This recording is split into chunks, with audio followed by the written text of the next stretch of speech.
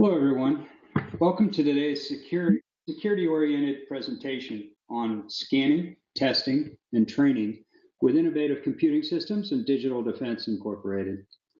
We've partnered with Digital Defense experts in vulnerability scanning, penetration testing, and comprehensive security training. This presentation today is just another installment in our series covering comprehensive multi-layered strategies to protect your highly sensitive and confidential data and technology.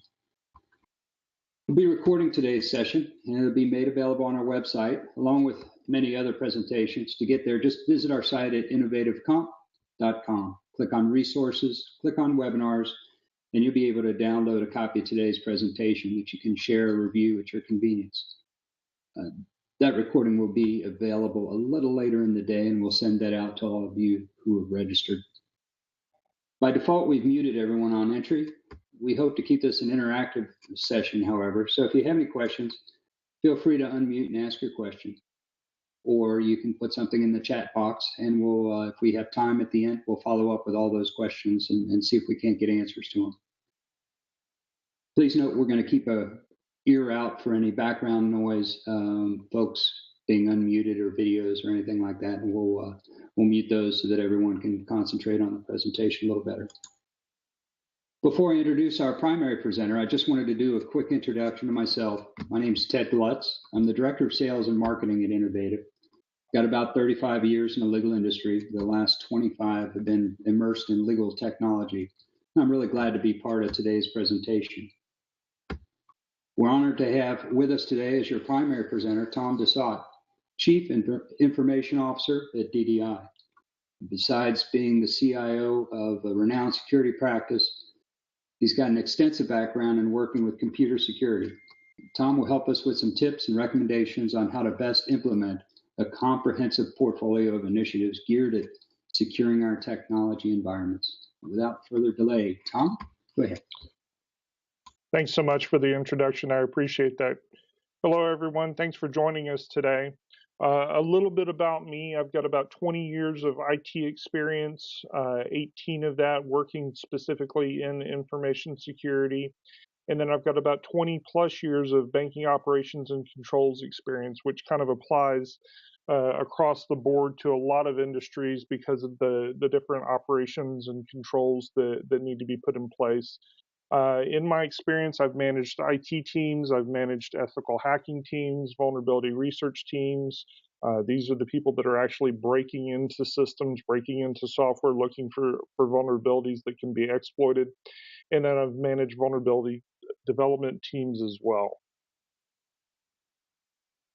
So why are we having this conversation today? Well, I think that everybody sees the news and knows what's going on, but I wanted to kind of highlight a few of the things that have happened back in 2016. So the reason, and I'm not going to read this entire slide to you, but the reason that I wanted to bring these particular issues out is to illustrate that these types of events happen, these types of events being breaches, or information disclosure happen in pretty much every industry. So you can see there it's happened in healthcare, it's happened to the federal government, it's happened to the IRS, and then it's also happened to a number of prestigious law firms as well. And what that basically shows is that no one is immune, that anyone can be a target and anyone can be subject to a breach or an information disclosure.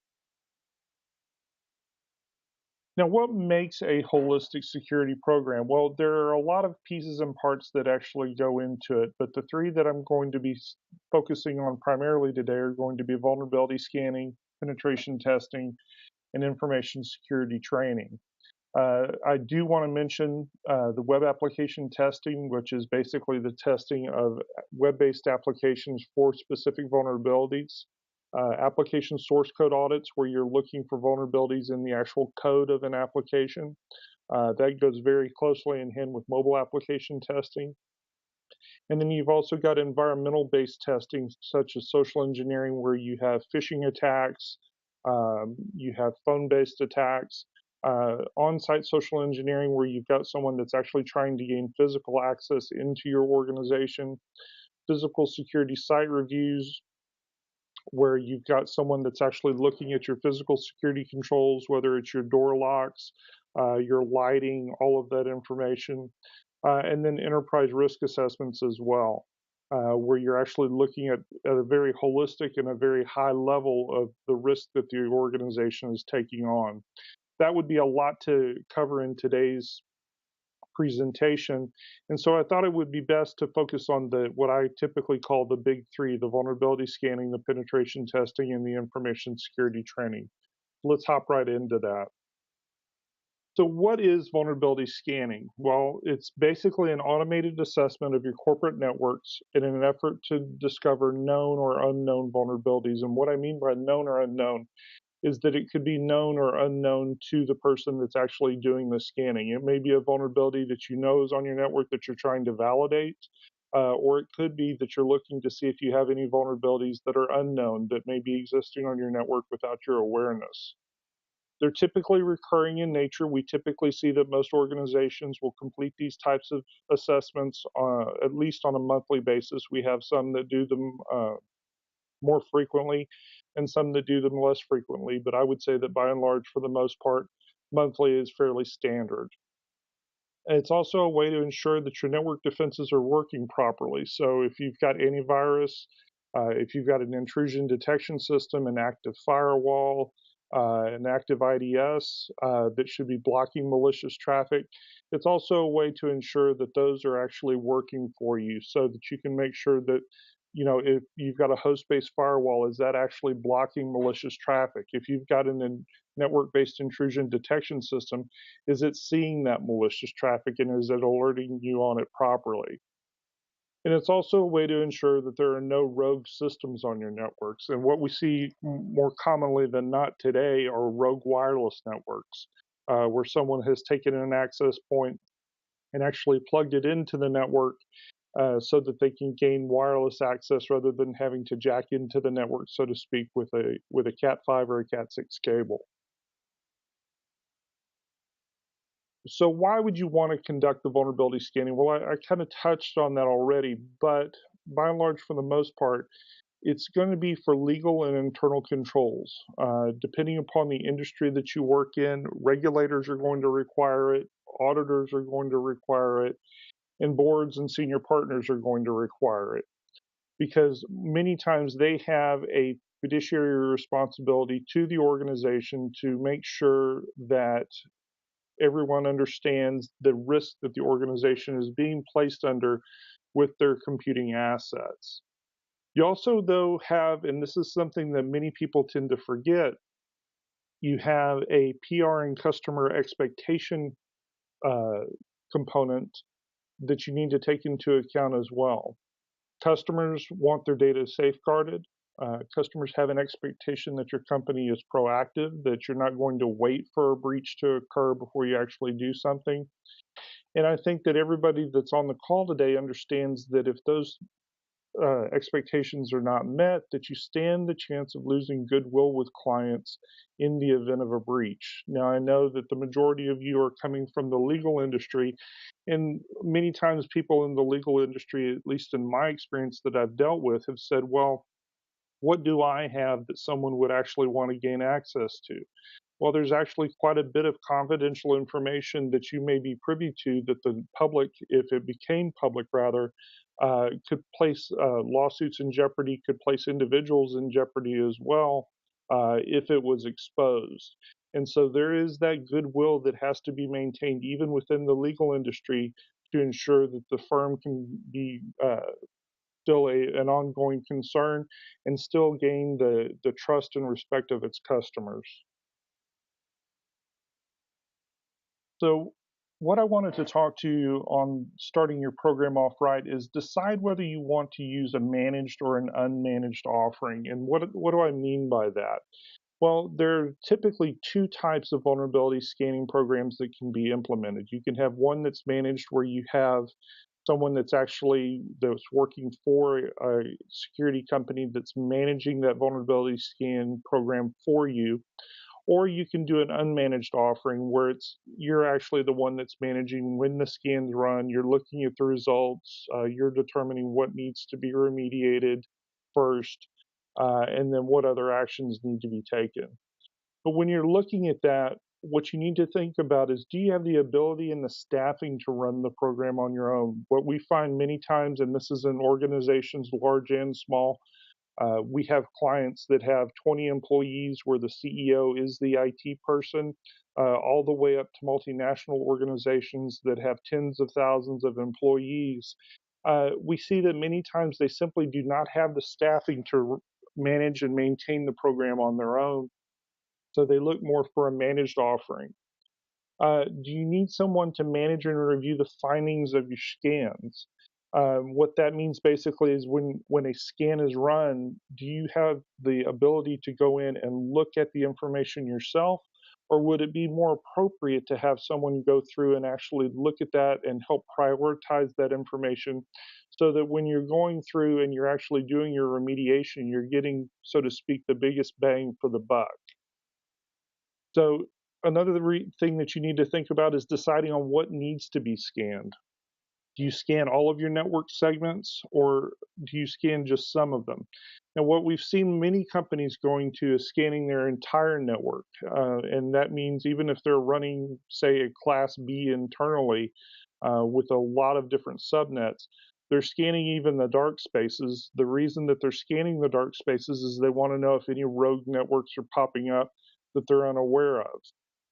The other thing that goes along with that is how often do they need to be scanned? Are all networks equal? Does your server farm need to be scanned as frequently as your clients or your workstations? And conversely, do your workstations need to be scanned as often as your server farm? And that's something that needs to be taken into consideration when you're setting up your program so that when you implemented this, you've done so in a consistent fashion so that as people move and others leave and you have new people come in, it's fairly easy for them to understand what's going on within the vulnerability scanning program and why it was set up the way that it was. The last thing that you need to think about is, are you going to do authenticated or unauthenticated scanning? And what do I mean by that? Well, authenticated scanning is typically where you'll provide some type of credential to the scanning engine to where it can go through and authenticate either to a Windows or a Unix-based platform or a Linux-based platform to determine what local vulnerabilities actually reside there. So is Flash out of date? Is Firefox or Chrome out of date? Is Internet Explorer out of date? So the challenge that you often have, though, when you're dealing with authenticated scans is obviously you get much more information than you do when you're running on unauthenticated scans, where it's basically network only. So you're only looking at what is available at the network surface. You're not looking at the actual individual applications that may reside on a host, whether it's a server or a workstation. And if you do authenticated scans, do you have the bandwidth to deal with all of the authenticated scans findings? You're obviously, as I stated earlier, going to have a lot more findings when you're doing authenticated scanning because you're finding vulnerabilities not only at the network level. So, say you have a telnet service that needs to be turned off, or you have an SSH service that's using password authentication when the policy states that you should be using public-private key cryptography to do that. Um, so do you have the bandwidth to deal with all of the information that's going to be flowing in? And that's why you really need to decide whether a managed or an unmanaged offering is going to be right for you. So one of the things that I like to do when I give presentations is give some real world examples of what we've seen when we've gone out and we've done testing. So one of the first ones that I wanted to touch on was a credit union, and it was a fairly large credit union, was hosting a Wares server and was totally unaware of it. For those of you that are on the call that are unaware as to what a Wares server is basically illegal software. So it's software that may have been broken to where it will run without an authentication key, or it may be software that has an authentication key that's illegal that's associated with it. They were completely unaware that they had this server running. They obviously took it down immediately after it was discovered. But this gives you an example of why a vulnerability scan can be so valuable for an organization, because it illuminates things. It basically sheds light on the network to show things that have not previously been known. A technology firm that we were dealing with, we were running some vulnerability scans, and we found out that their antivirus software had actually stopped working. This was a multinational organization. They had tens of thousands of computers, and what they found is that when we were running the vulnerability scans, we were able to detect that the antivirus software had actually stopped working and had not been updating for actually several weeks. And so all of their signature sets were out of date, and they were therefore exposed to any new viruses or worms that might be actually coming out in the wild that might have infected their networks. And so you can imagine how alarmed they were when they found that out, and how they needed to take immediate proactive action to address that. But also think about it from the perspective of, it's a very large organization and you find out that none of your antivirus software is working. Imagine the task that that brings on. A hospital found that they had thousands of unpatched systems when they thought that their automated patching system was addressing the needs. We've actually seen this in more than one occasion, where someone will be using an automated patching system, whether it's a Microsoft platform or some of the other commercial platforms that are available that will do automated patching for you. What had happened is someone had gone in and changed a configuration setting, and that configuration setting prevented it from actually pulling down the new patches and then pushing those out to the workstations and servers appropriately. So here all of this time, they thought that they were basically safe and that their systems were being proactively patched and managed, only to find out, again, just like the technology firm that had the antivirus software that was no longer working, to find out that they were actually exposed, and exposed in a very large way.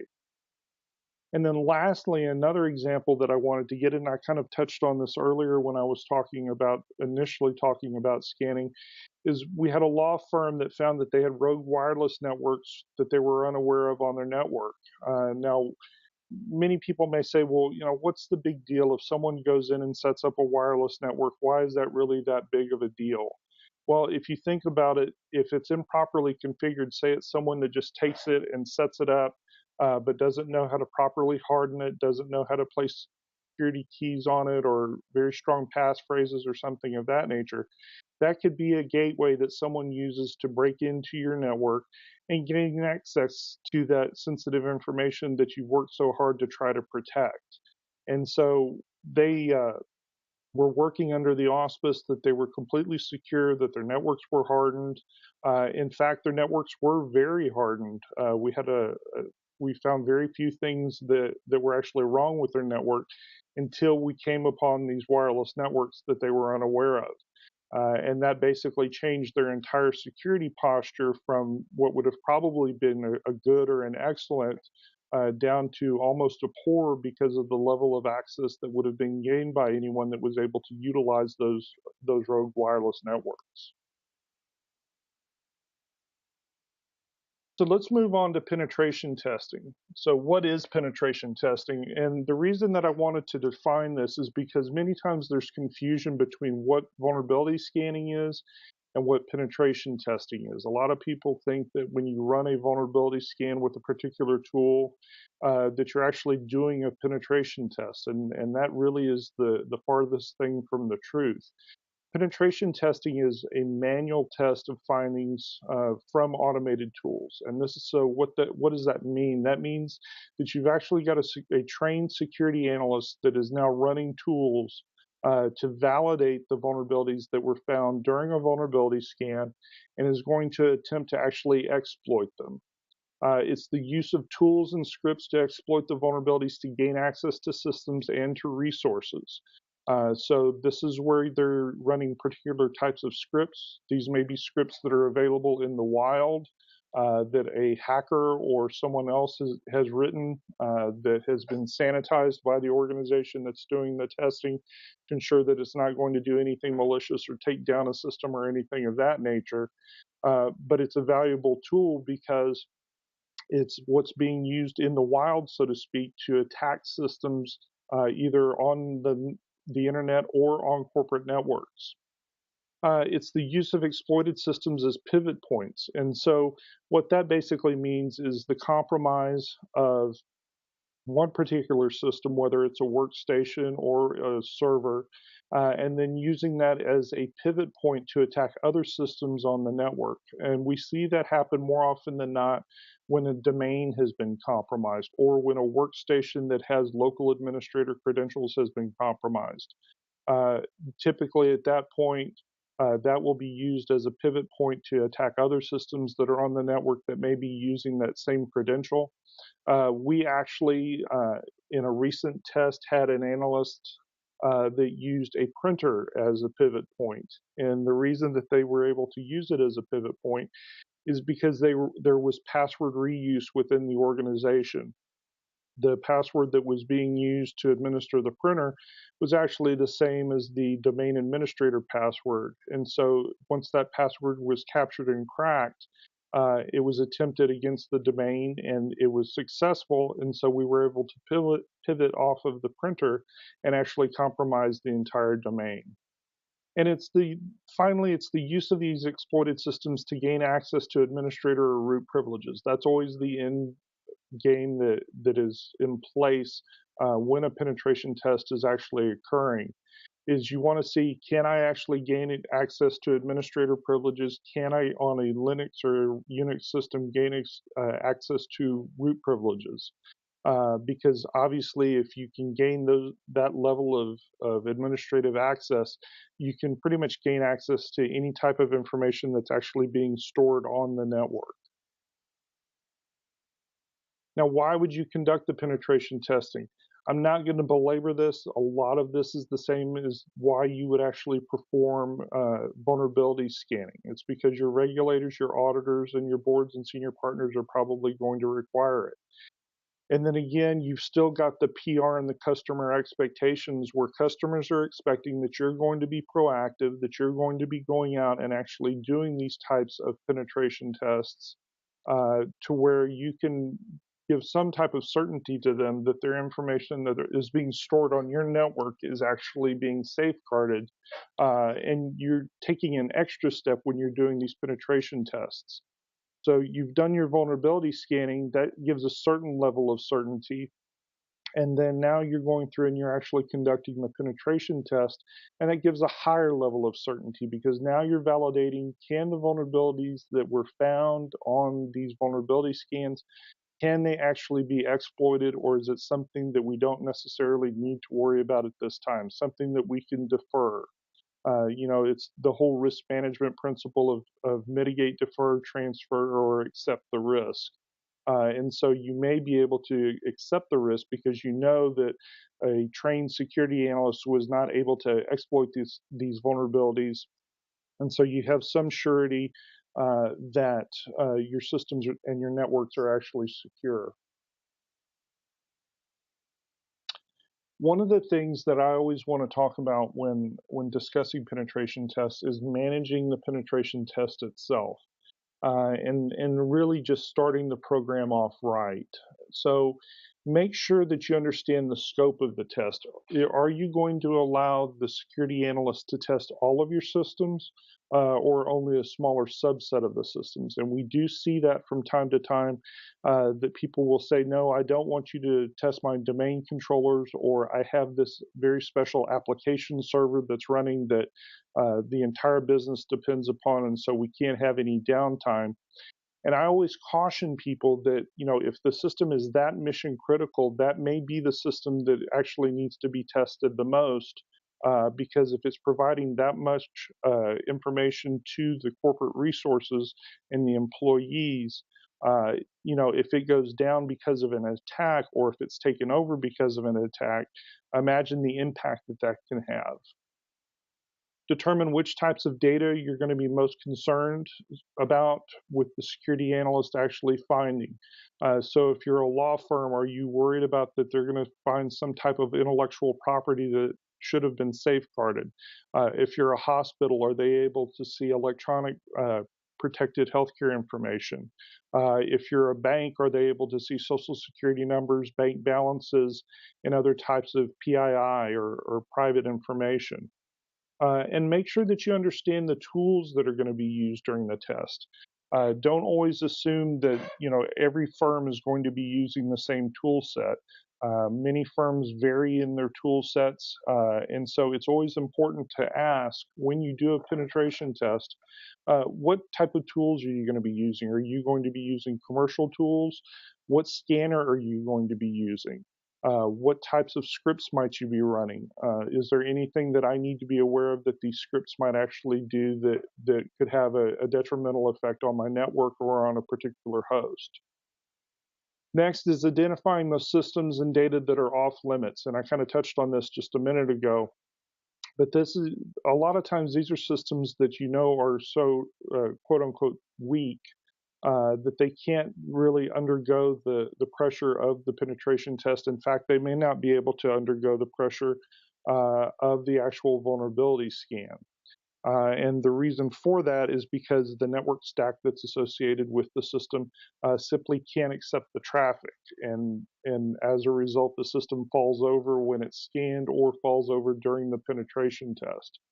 And so you want to make sure that you're letting the security analysts know ahead of time, hey, don't test this printer, because we've always had problems historically when we've had testing done that the printer falls over, and it's a very important printer because it prints out, a certain type of document that's needed throughout the day. These also may be data sets that are too sensitive for anyone outside the company to see. There may be intellectual property that your firm has access to that really you can't afford anyone else to see because of your contractual agreements with your client.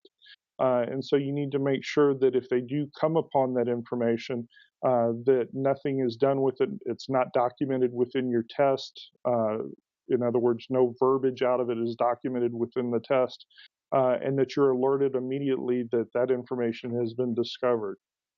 And then lastly is the reporting. You want to make sure that you understand how the data from the test is actually going to be conveyed. The reason that I bring this up is because I've seen far too many times where people have gone through and had penetration tests done only to have a 100 to 150 page report land on their desk that they then have to go through and create an Excel spreadsheet for to track the information and make sure that the vulnerabilities that are discovered are actually remediated. As you can imagine, that's a rather arduous process. It's not obviously one that we would recommend. And so make sure that you understand when the testing is completed, how am I going to get those reports?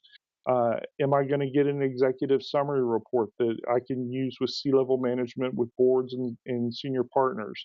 Am I going to get a detailed network report that gives me the information that was discovered during the penetration test, along with the analyst notes, so that I can understand exactly what the analyst was doing and how they were able to compromise those particular systems or system?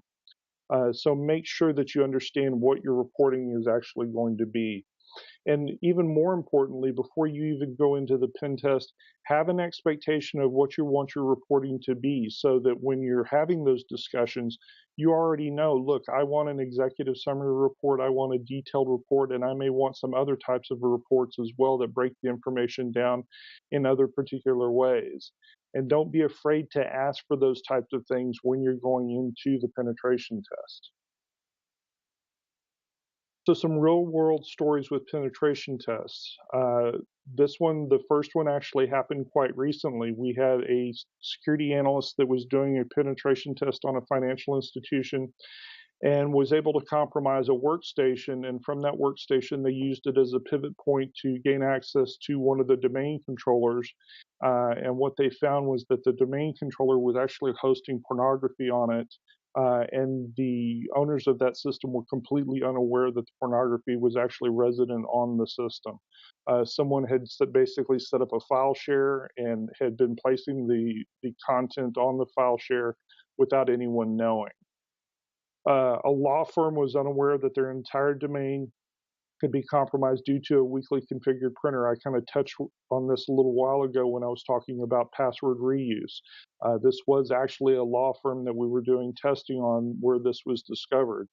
And that's why we always caution people when we're either going through vulnerability scanning or penetration testing is make sure you understand where your passwords are being reused, because if we're able to capture one of them and crack that password, there's a good chance that we're going to reuse it and try to utilize it to compromise other systems. There was a healthcare organization that was unaware that their VLANs were improperly configured. And this basically allowed us to do VLAN hopping to where we were on one particular segment and we were not supposed to be able to gain access to any of the other segments, but through VLAN hopping, we were actually able to see information that should have been protected. It was medical information that was on a quote unquote protected network that we were actually able to gain access to because their VLANs had been improperly configured. And then finally, a financial institution was unaware that their IPS wasn't functioning at all. They had basically told us, do your worst, run your vulnerability scans, do your penetration testing. Our IPS is going to see it and block all of your traffic. And what they found out is that someone had actually changed a configuration setting and set it into a mode that it was just listening. It wasn't blocking and it wasn't even reporting on any of the traffic that was actually being passed through it. And so they were completely exposed and they were totally unaware of it. And so we always want to make sure when we're going through and we're doing these types of penetration tests that these types of things are documented so that people understand the type of risk that their organization is actually being placed under. The last subject that I wanted to talk about today is information security training. Now, this may seem like something that's very simple that, oh, well, we do information security training and it's, not that big a deal. It's actually a very big deal, and it goes hand in hand with the vulnerability scanning and the penetration testing, because this is where you're addressing the people aspect of it. It's training on that's specifically associated with information security topics. So it's not anything that when you've got a new employee and you're onboarding them and you're talking about your ethics practices or about the dart tournament that's held every month for morale issues or anything of that nature. This is specifically on information security. And it's training that focuses on typically at a minimum, and I do want to stress that at a minimum, password security, physical security, and social engineering, because these are all of the types of things that we see that most affect the typical user. It's also a way to ensure that your staff is aware of the role that they play in protecting the firm from loss and risk. So with the vulnerability scanning and the penetration testing, you've been looking at things really from a technical standpoint. Now you're flipping things over and you're looking at it from a human standpoint. And I think that we all know, and I don't want to belabor this point, but I think that everyone that's on the call today understands that the human factor is basically the greatest risk for any organization, because your employees are really your first line of defense.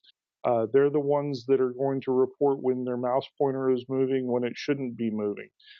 They're the ones that are going to report a strange person that's in the building that they don't know, that they've never seen before. So information security is really it's one of the pillars of a holistic training or a holistic security program that many times is overlooked because people always want to focus on the technical aspect of the information security program and look for that silver bullet that's going to take care of everything. And I think that we all know, especially in today's day and age, that there is no silver bullet that's going to address everything. So why conduct it again? Same things again as with vulnerability scanning and penetration testing, because there is an expectation on the part of management that this is going to be done. And it's basically a good proactive thing to do to prove to your customers and your clients that things are actually being addressed with your staff. that your staff is aware that they should be using a strong password. They're aware that they shouldn't be taping their password under their keyboard. And yes, we do actually, when we go out and do social engineering engagements, we do still see that where people will take their passwords and tape them to the bottom of their keyboard. They'll put them on their monitor. We've seen it where they'll put it in a Rolodex under P. Uh, People get very creative when they try to keep their passwords. We also see a lot of different ways of developing passwords that make them very easy for us to guess. So, it's December 1999, and then suddenly it's January 2000, and so on and so forth. And it's very easy to break those types of passwords. So, starting your program off right, ensure you understand where your weaknesses are at in respect to your information security training program. And what do I mean by that? Well, do you have an information security training program at all? Many businesses that we go into, whether they're law firms, hospitals, fashion industry, finance, it doesn't really matter. Many of them simply do not have an information security training program. They may teach on ethics, they may teach on HR related issues, such as hostile workplace or something of that nature, but they don't really have anything that addresses information security risk. Train where you are weak and then expand out. So if you know that you have a problem with passwords, start training there. If you know that you've been breached before by someone that has conducted social engineering either remotely or on site, start there. Start with your social engineering training. The reason that you want to do that is you want to make sure that you're addressing those issues that are most prevalent and most common to and germane to your organization. Because just because you're training on password security, you may have other risks that you need to be training on that are much more prevalent within your organization. Make sure that you put your training in a way that you can test to ensure that there's actually retention on the part of the staff. We see this all too often where people are conducting training, but they don't really fashion the training in such a way that people can be tested on it to determine, are they actually retaining the information that they're being trained on. And then finally, and this may seem somewhat silly, but give certificates to staff members to recognize them for taking the training and passing the course. It's a big morale boost. But another thing that you want to do with that certificate is keep a copy of it and put it in their HR file. The reason that you want to do that is because obviously if someone does something and then says, well, I was never trained on that, you've got proof that they were actually trained on it. So the reason that you're giving that certificate out is twofold. One is to protect the individual, and one is to protect the company. Some real world stories. The first one was one that I was actually involved in myself, and this was a fashion house in Manhattan. And we were actually going through and doing information security training with the organization at the time. And what they had asked us to do is to go through and actually do a social engineering test to see if people were actually retaining the information or if they were paying attention more likely to the training. So what I did is I went into the high rise in downtown Manhattan. And, I'm sure that everybody that has been in New York knows that the first thing that you have to pass to get to the elevators when you go in any of the high rises is a guard station. And so that was my first barrier that I had to pass. And basically, what I did is I told the individual that I was new, I was there for training. And he told me, well, you're not on the list. I don't have you in the computer as someone that can gain access to these floors. And I told him, I said, look, I said, I don't want to lose my job. I just started. I'm from New Jersey. That's why you don't have me in the system. And then at that point, The individual said, well, these computers have problems so many times. Will you promise that you'll just come back and get a badge later on? And I, of course, made that promise, a promise I did not keep. But I made that promise, and he allowed me to go through the gates and gain access to the actual elevators. I went up to the floor that I needed to gain access to. When I got out of the elevator, I was faced with locked doors on both sides. So they were glass doors that had magnetic locks. So there was no way for me to open them. There was nothing for me to pick or anything of that nature. There was really no way I could get in. But I tapped on the glass to see if anyone would come. And sure enough, a young lady came, and I said, I'm here for the training. And she said, oh, well, I can't let you in because we're actually going through this security training right now, and they tell us not to let anybody in that we don't know. And I said, I know that's the training that I'm here for. Can you let me into the training room so that I can put my backpack down and get some coffee before the training actually starts? And it took a little convincing, but probably within 5 minutes, I had convinced her, and she actually let me in. She took me to the training room, and I was able to gain access. At that point, I started asking questions about, well, do you have somewhere a hoteling suite? And for those of you that are not familiar, a hoteling suite is typically where you have a room or it's either a conference room or a smaller room within a business where remote workers, when they come into the office, can actually set up their computers and work. And they indeed did have a hoteling center. I gained access to it. I was able to connect my computer to their network and sniff traffic off of their network, and I captured information live from there. I was actually able to gain access to the executive suites because the doors were wide open. Their laptops and their iPads were on their desks. If I had wanted to, I could have taken those. And as I'm going through and I'm doing this type of social engineering attack, I was actually only stopped once. And I was stopped by a young man who said, can I help you? And that's typically the most dreaded words that you can hear when you're a social engineer and you're actually doing an exercise is, can I help you? Because that typically means that they're going to stop you and you're going to be escorted out. But what I told the individual was, I had never been to New York before. I had never been in a high rise before. And I was just walking around and looking and taking in all of the sights because they had very nice views from the building that they were in. And so he said, oh, well, that's fine. Hey, if you want to see some really cool stuff of downtown New York, make sure that you go over to this corner of the building because they've got the best views. And so I had thanked him for that, and I kept walking. And when I passed his computer, he had not locked his computer.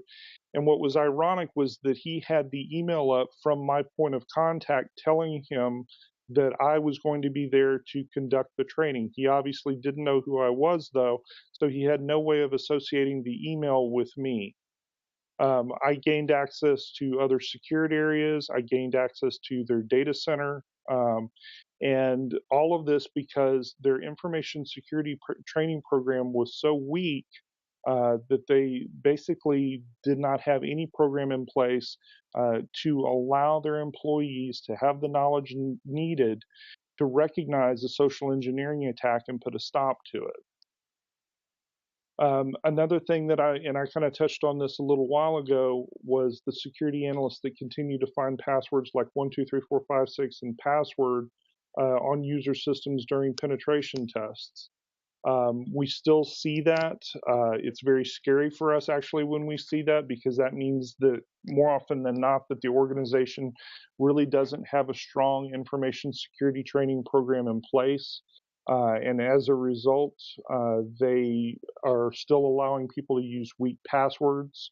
The other thing that we see is that when we're calling in, and I saw this just the other day when one of our security analysts was performing a social engineering attack against a healthcare organization, is we're still able to get information over the phone from individuals by convincing them that we're from the IT department or the IT security department. Typically, the scenario that we use is that there is a virus or some type of other malware that has infected the network, and that it appears to be coming from their computer, so we need to validate some things. We'll ask them to run commands. More often than not, they will run those same commands for us, giving us their IP address, their MAC address, other information about their system, their NetBIOS name, whatever we're asking for. We may also ask them, if it's a financial institution, were you working on Mr. Jones' account? Well, no, actually, I was working on Mrs. Smith's account. Well, can you validate Mrs. Smith's account number for me? Because I want to make sure that we're talking about the same Mrs. Smith, and they'll provide us that information. And that's really scary when you think about it. That you've got someone that's within a business setting. It's not someone that's getting a telemarketing call at home. It's someone within a business setting that's getting this call, that's divulging this type of information uh, freely, so to speak, and giving it up without much reservation and really without much coaxing. The other thing that we see, and I touched on this also a little while ago, the other thing that we continue to see when we do security training is we'll ask people to walk us around their offices, and we'll just do a cursory review and look and see what we can see. And we've found things like people pasting their passwords on the underside of their chair. We've seen people paste their passwords on the upper lid of their credenza if they have an overhead credenza. I've even seen where people have gone through and actually made a file folder called passwords and put it in a locking drawer, and they lock the drawer. But what they do is they lock the drawer and then they put the key to that drawer in another drawer that's in their desk as well. And so they really haven't protected anything by doing that. We still gain access to those when we do our social engineering engagements. And that's, again, going back to the training, one of the real reasons that these people need to undergo these different types of training programs is so that they understand why they need to protect their password, how they need to be able to detect a social engineer, why their password needs to be a certain strength, and how all of that goes through to actually aid the organization in protecting itself against a breach.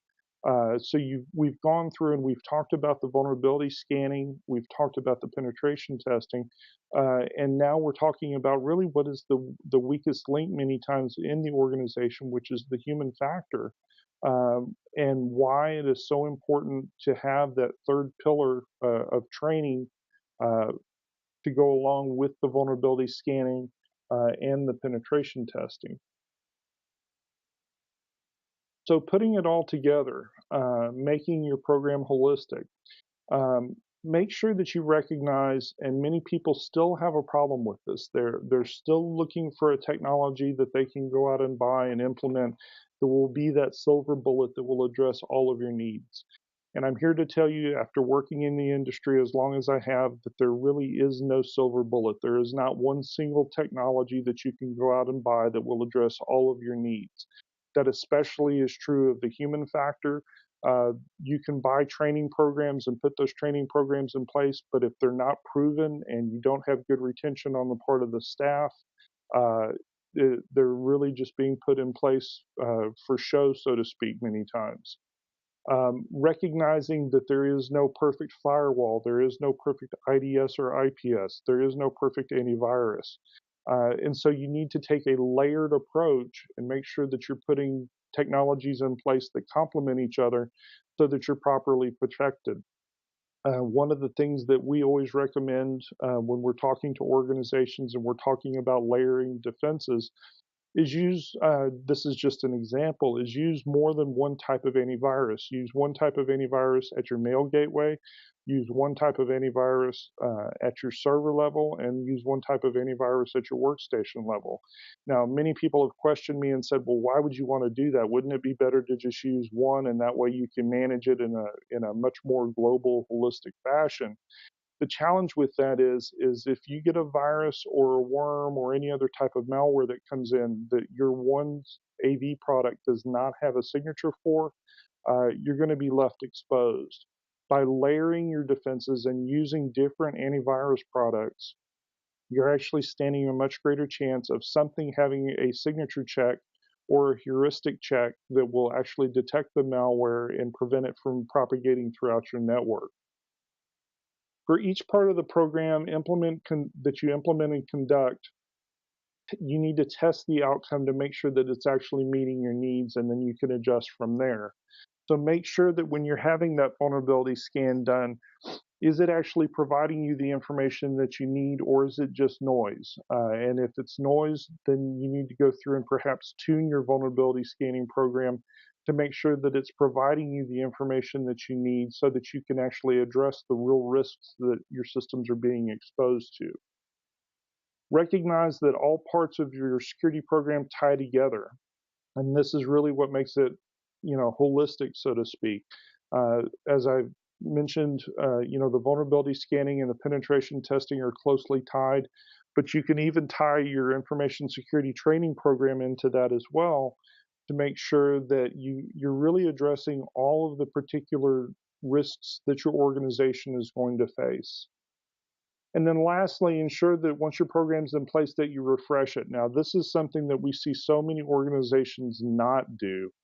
And it's unfortunate because what they'll do is they'll build an information security program and they'll kind of swipe their hands like you do when you're done working in the yard or something like that. And they'll say, well, we're all done. The challenge with that is that you're never really done with information security. It's an ever evolving process. It's an ever evolving program that needs to be looked at least on an annual basis to make sure that you're addressing any new threats that are coming about. Are there new threats that, your antivirus software is not going to address? Are there new threats that your IPS is not going to see? Are there new types of physical attacks that you need to adjust your training for your employees so that they understand that these new types of attacks are actually occurring? As an example, if you've only trained them on, say, phishing attacks and on-site social engineering, have you trained them about any type of smishing attacks where the attacks are coming in via SMS on their phones, attempting to get them to divulge information about your organization? If you haven't, then obviously you want to add that in and do that on a recurring basis to make sure that your program stays current. And with that, I'd like to open it up for any questions.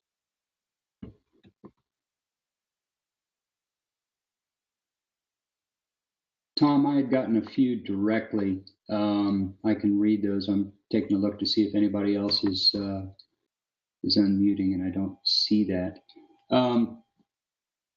Let me see. We're a small firm and wear many hats. When it comes to security, where do you recommend they start? Scanning, social engineering training? Which most people in IT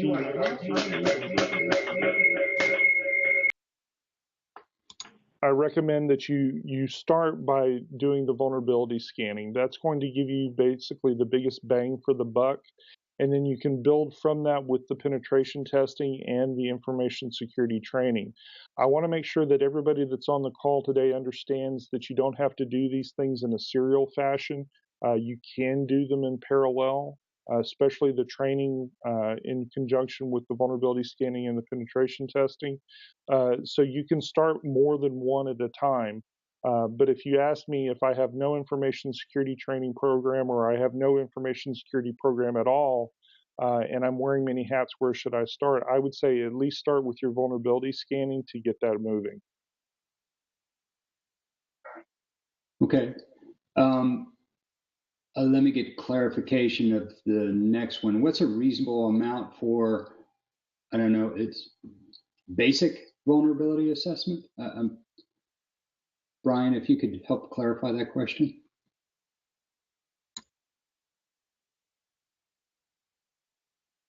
Basic. So are we talking cost there, Brian? Or, oh, okay. You got that? Tom, what's a reasonable amount to spend for a basic vulnerability assessment? It really depends upon the size of the organization and the complexity of the networks. I mean, I've seen some vulnerability scans that are, a few $100s, up to vulnerability scans that run into the tens of thousands of dollars. So it really just depends upon how many computer systems are going to be assessed, if you're doing authenticated or unauthenticated scanning, and then if you're coupling any type of penetration testing with that as well. One thing I've seen, Brian, is so you've got a 40 attorney firm. Let's say that gives you, 80 computers. It's amazing how the endpoints tabulate. So you've got 80 plus you've got other endpoints. What did it, Tom? I remember a kind of a rule of thumb of number of users times X. Was it like? Yeah, it's usually, you would think it would be a one-to-one correlation, but actually what you need to think about when you're doing that is you need to look at your network devices as well. So you may have a one-to-one correlation between your workers and your workstations, but then you need to add in for your servers, you need to add in for your printers, your routers, your firewalls, your other network devices that you might have, like your switches, may be managed switches or unmanaged switches. And so usually we look at it from a 3-to-1 ratio, that for every employee, there's at least 3 devices that are associated with that employee. And then it turns into a cost per device, That's correct. right? And I think generally your question's right on. It's going to vary, but it's a cost per device, and I'll provide my contact information after this is over. You're welcome to reach out, and we can work a quote for you. Another one from Deborah. What's your recommendation on the number of times a year to do the scanning vulnerability? Usually we recommend that you do the scanning on at least a quarterly basis at a minimum. But we would recommend highly that if you could afford to do it on a monthly basis, to do it on a monthly basis. The primary reason for that is there are so many new vulnerabilities that are coming out in the wild. Even waiting for a quarter to pass places the organization at risk. But we do recognize, obviously, that some people simply do not have the bandwidth, whether it's in technical resources or other types of resources, to run them any more frequently. So we would say at least quarterly, but preferably monthly. And correct me if I'm wrong, Tom. I know some of our clients who have gone with a DDI solution. They've signed up for the annual vulnerability scanning. We would go in after that quarterly scan. We'd go in and do remediation. DDI provides an additional scan immediately following that. Is that correct? That's correct. Yeah. So I think that helps your confidence level for those of you who aren't sure what happens after that vulnerability scan. Right, and really that second scan provides you the validation that if you've gone through and applied a patch, has the patch actually taken? Because many times what we see is that people will run a vulnerability scan, they'll go through and they'll do patching, but they don't reboot the system, so the patches don't necessarily apply properly, and they're still vulnerable. And so that secondary scan is provided to allow them to ascertain as to whether the patch is actually taken or not. Perfect. Thank you. It looks like we're coming up on our time. Let me see if any of this. Yeah, there's one question. When it comes to information security awareness training, there's much material to cover with lawyers, partners, and employees. What topics do you recommend that they initially focus on to make sure that they're continuing to address those issues? I would say at a minimum, the 2 that need to be focused on primarily are password development and security and social engineering. Those are usually the big 2 that if I have an organization come to me and say, I have very limited resources, but I know I need to do this training, what should I be training on? Train on password development so that people know how to develop a strong password or passphrase, and then how to properly secure that password or passphrase. And then on social engineering so that they understand the types of attacks that they're going to be exposed to as an employee of the firm, so that they can protect the intellectual assets of the company. Excellent. I don't see any more questions. Just to remind everyone, we are recording this. Once we have a completed recording, we'll be able to download it and we'll disseminate that to everyone who has joined us. So, Tom, thank you very much for a most informative presentation, and everyone who has taken time out from their day to join us. We really appreciate it, and we will follow up with additional information, contacts, and the recording. Thank you all very much. Enjoy the rest of your day.